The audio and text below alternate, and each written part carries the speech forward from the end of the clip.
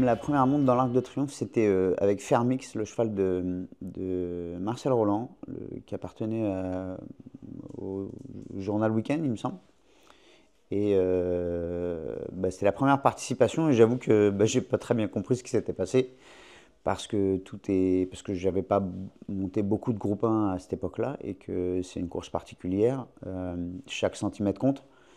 Et il y a une grosse bataille et j'avoue que j'avais pas très bien compris ce qui s'était passé. Mais bon, c'était la première expérience.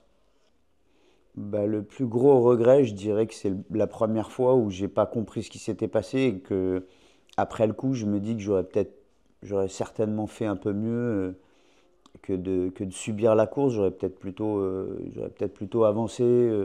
Enfin, avec l'expérience, évidemment, on se dit toujours qu'on. Mais mon regret, ouais, ce serait celui-là parce que, parce que, parce que j'aurais fait autrement.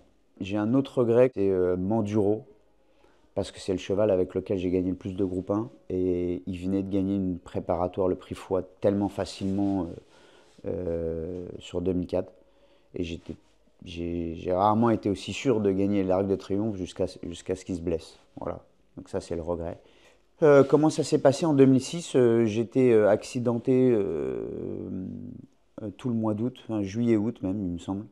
Et j'ai repris mi-septembre et Monsieur Fabre a contacté mon agent en lui, en lui proposant, enfin lui demandant si j'étais libre dans cette course-là.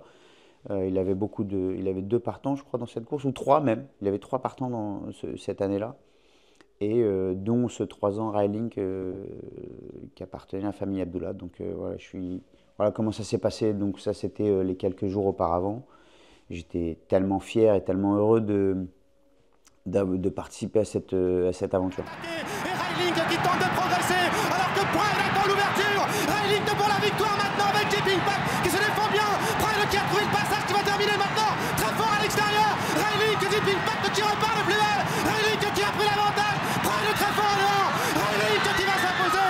Pride remarquable et deuxième avec JP Impact qui prendra la troisième place.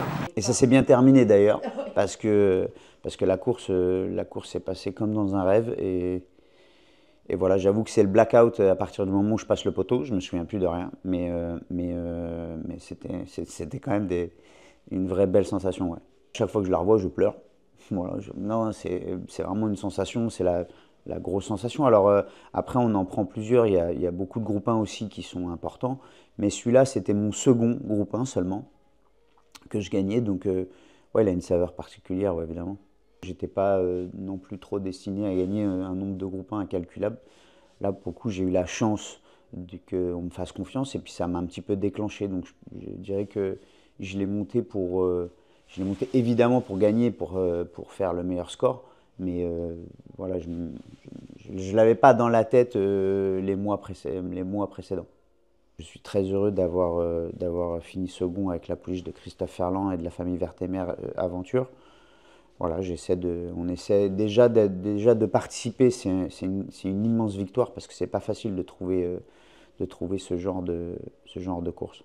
La pouliche, je la connais depuis puisque je l'ai débutée, donc je la connais très bien. Et puis elle a toujours fait, il me semble, elle a toujours fait ce que son entourage attend d'elle. Donc c'est une magnifique pouliche. Elle vient de gagner son groupe 1, donc voilà, pour moi, c'était pas une surprise. C'est une pouliche que j'aime beaucoup.